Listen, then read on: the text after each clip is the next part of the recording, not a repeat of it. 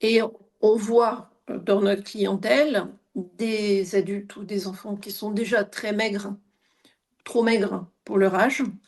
Donc les parents sont inquiets quand on met en place le régime, mais en fait, ils prennent du poids. Ils Oui, prennent du poids en mangeant GAPS parce qu'ils se mettent à mieux absorber. oui. Donc même Donc s'il y a une pour le perte cas initiale, particulier, oui, même s'il y a une perte initiale, après ça change, c'est ça que tu dis, Béatrice? oui, oui, oui, oui. Alors ça ne devrait pas durer trop longtemps, Mmh. cette perte initiale, si on a bien, éliminé tous les facteurs que je viens de nommer Oui, c'est ça. auparavant, hein, faut être sûr.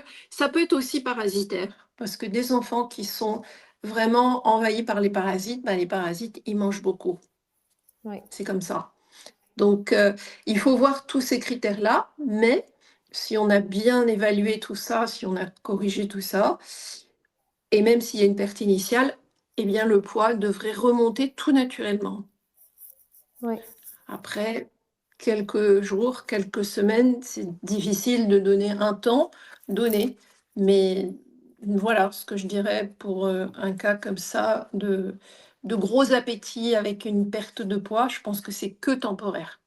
Et en tout cas, faut pas que ça reste comme ça, bien Oui, il faut sûr. trouver la Mmh. solution. Il faut trouver la Oui, solution. oui, oui, tout à Il y fait. en a et il y en a et elles sont différentes pour tout le monde, bien évidemment. Ici, on donne des conseils très généraux. Voilà, on est sur les réseaux sociaux, on essaye d'un peu apporter certaines pistes de réponse, mais bien évidemment, le soutien, individualisé se fait avec un professionnel qui fait une anamnèse avec vous et qui regarde vraiment votre situation mais bien évidemment, s'il y a cette sensation de faim, c'est pas normal, si je peux dire ça comme ça. Il faut trouver la façon pour qu'elle ne soit plus là et qu'il y ait une sensation de satiété.